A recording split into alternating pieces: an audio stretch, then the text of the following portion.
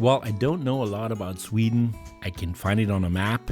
I know they have about 300,000 elks. I know Volvo originated in Sweden. And I know for certain that my kids love IKEA's Swedish meatballs. So we make them quite a lot at home. And today we show you how to make them from scratch. We show you how to make fluffy mashed potatoes. And we show you how to make a simple sauce that's a perfect match for the recipe. So welcome to Linda's Home Kitchen and let's cook. First we prepare a couple ingredients for the meatballs. We cut 3 slices of bread into cubes. You could also use toast bread or baguette. Any neutral white bread would do.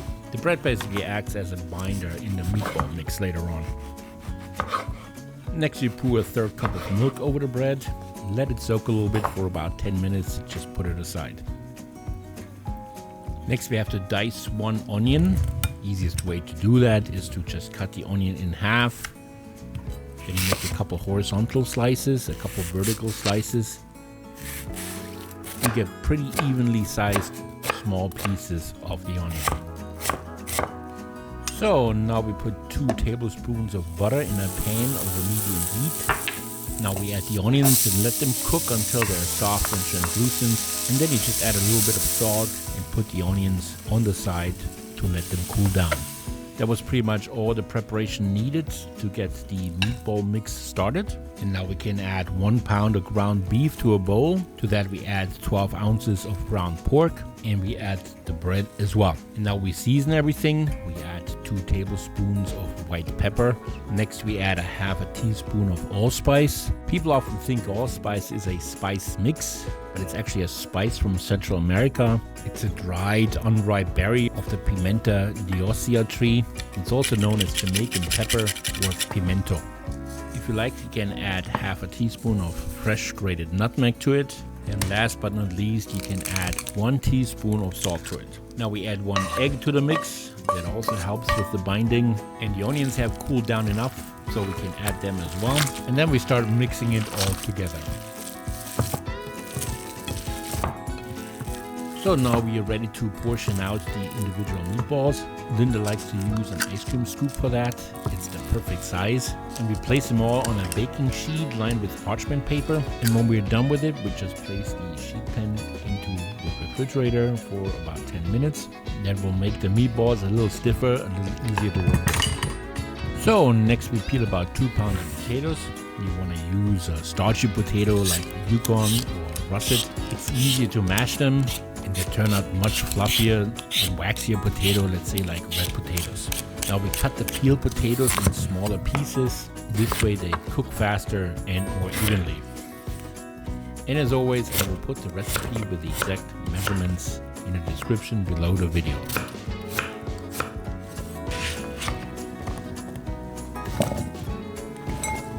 So now we give the meatballs the final touch. We roll them a little bit in between the palms of our hands. Pretty much the same way you would do it when you make a burger patty, just way smaller.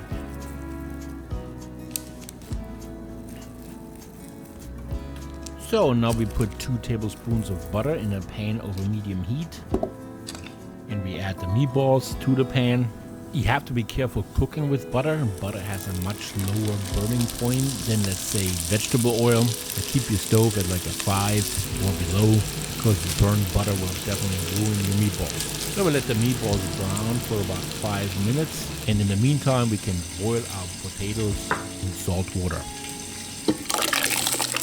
Now we can turn our meatballs over and let them brown another 5 to 7 minutes on the other side.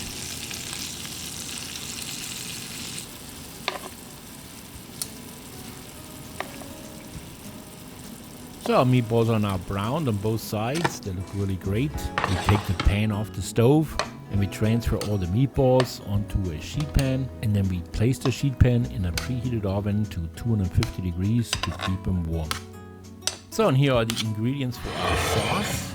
We have 3 cups of beef broth, 1 cup of heavy cream, 1/4 cup of all-purpose flour, 2 tablespoons of soy sauce, and 1 tablespoon of Dijon mustard.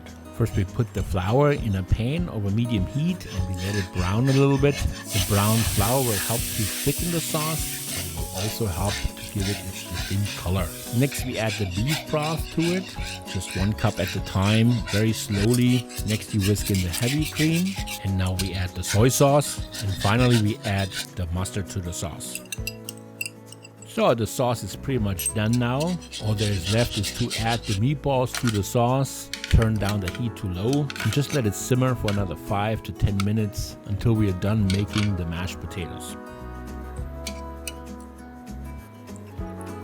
So now we can take the potatoes off the stove and strain them. And here are 2 more ingredients needed for the mashed potatoes. We have 1 cup of milk and 2 tablespoons of butter. We add the butter to the milk and then we heat it up in the microwave until the butter is melted and the milk is hot. Now we season the potatoes with a little bit of salt and pepper. Now we mash all the potatoes. And then we add in half the milk and butter mix. Mix in and mash.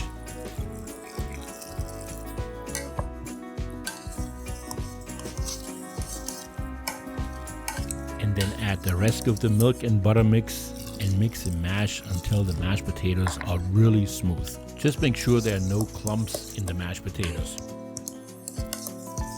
So next we take the pan with the sauce and the meatballs off the stove, transfer it all to a bowl, and now we are pretty much ready to plate it.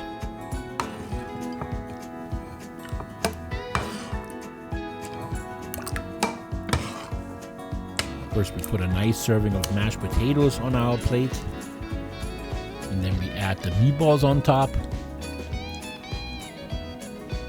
Put a little bit of our yummy sauce on top. And of course, classic IKEA, we add a little bit of lingonberry jam. And if you like, you can garnish it a little bit with parsley. So here you have it, Swedish meatballs, yummy recipe. I hope you enjoyed watching the video. And if you'd like to support a new and small channel like ours, please leave us a like or subscribe. We would really appreciate that. So thank you very much for watching. Yours truly, Linda and